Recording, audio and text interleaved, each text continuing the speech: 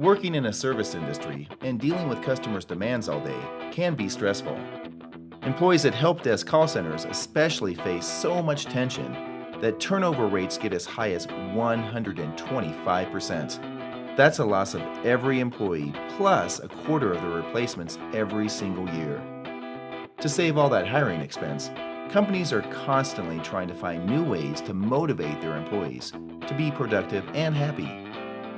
John Ratliff founded Appletree Answers in 1995 as a one-man home business that grew to over 650 employees in 24 call centers across the United States and Puerto Rico. Appletree provides call center and receptionist services for other organizations ranging from sole proprietorships to Fortune 500 companies in almost every industry imaginable. When Appletree's growth exploded through acquisitions, however, a serious problem emerged. One of my close friends who ran a business very similar in size to mine asked me, what's the turnover at Appletree?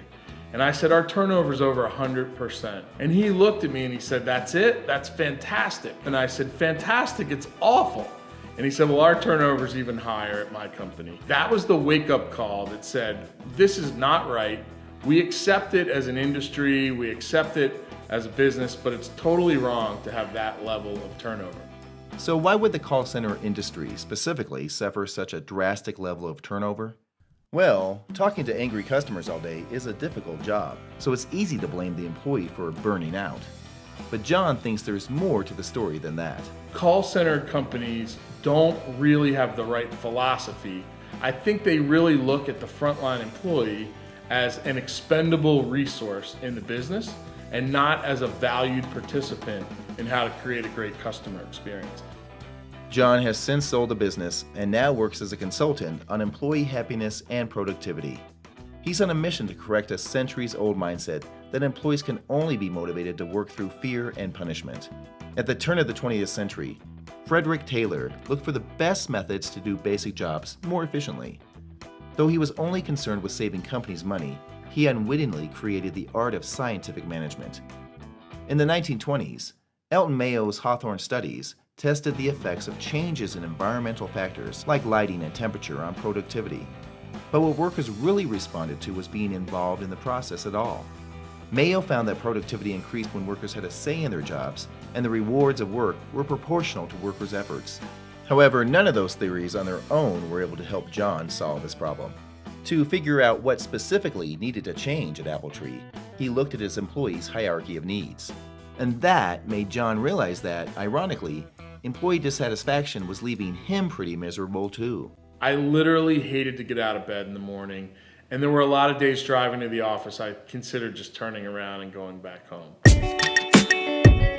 See, once you're satisfied an employee's basic needs, like affording groceries, they discover increasingly advanced needs like security, acceptance, recognition, and new challenges.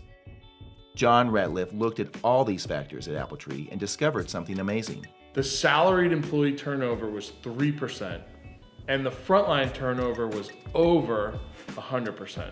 So we really knew we had a big rift and two classes of employees. Appletree's frontline call takers, whom they call experts, had a drastically different view of the company than his management staff. To unite everyone under the same vision, John laid down a set of core values that he wanted all levels of the company to adhere to. If we had to have a tough conversation with an employee, we would reference it back to a core value. If we needed to make a decision on strategy, we would look at our core values, and they became our DNA for how we ran the business. John improved expectations by supplementing robust pay and benefits with a customized work experience that fit his largely Generation Y employees. Things like flexible schedules, themed quarterly goals, and additional employee training programs. But most importantly, he added positive reinforcements for being a part of a team by greatly building upon Appletree's generous history of charitable donation.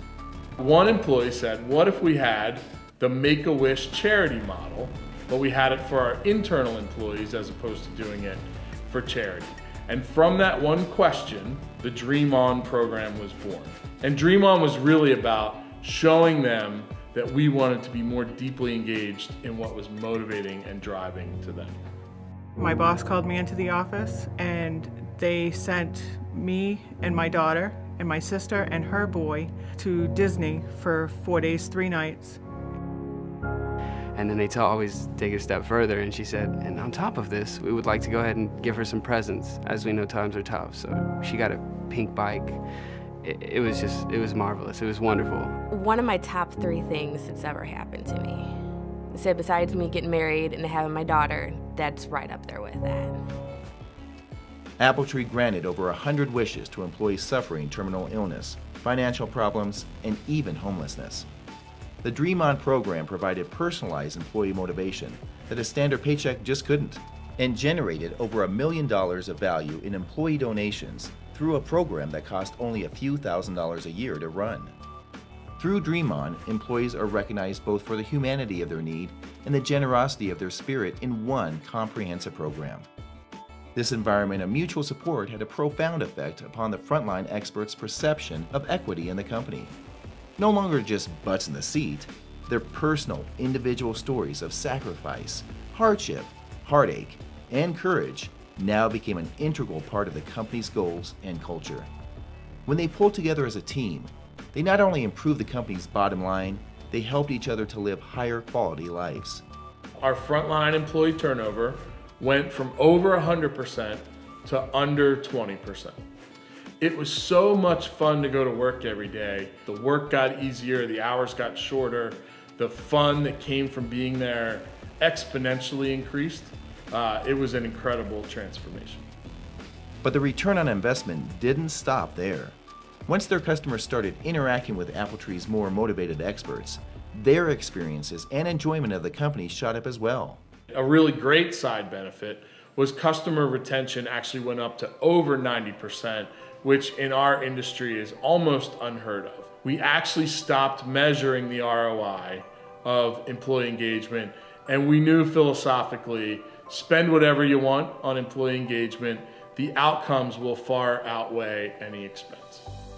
From charity drives for the Make-A-Wish Foundation and breast cancer awareness, to a Biggest Loser themed fitness drive, to a new desktop app called Idea Flash, which has allowed employees to contribute over 7,000 great ideas for improving the company. John and his team have enriched the job experience at Appletree even further. So much so that Appletree's experts won $5,000 for charity in a YouTube Great Place to Work video contest. John's made a new career of explaining to baffled companies how to win that kind of loyalty. We spend all this money externally on brand, and then our employees hate it, so then we spend money on customer service training, which is trying to manipulate the behavior of an employee to represent your brand appropriately. Spend your money internally to get your employees to fall in love with your brand. You don't need the customer service training anymore, and the customers will flock to you. It's such a simple formula, but I think it's one of the most misunderstood things in business today. A holistic approach to retaining employees by integrating them into the decision-making process and company culture is known today as Theory Z. Companies that understand Theory Z make what Appletree's slogan recognizes as a great call. Those that don't? Well, I guess they can always forward their troubles to the Appletree call center. The ones that have the philosophy right about employee engagement run amazing companies, and the ones that just can't get their hands wrapped around employee engagement struggle and suffer every day, and they don't understand why. Their businesses won't scale, and they're not happy at work. Deeply engaged employee workforce is the way to run a business, and I'm passionate about it, and I love to talk about it. I said to them, I don't have a job anymore. I have a career. So I'm not leaving Appletree. No way.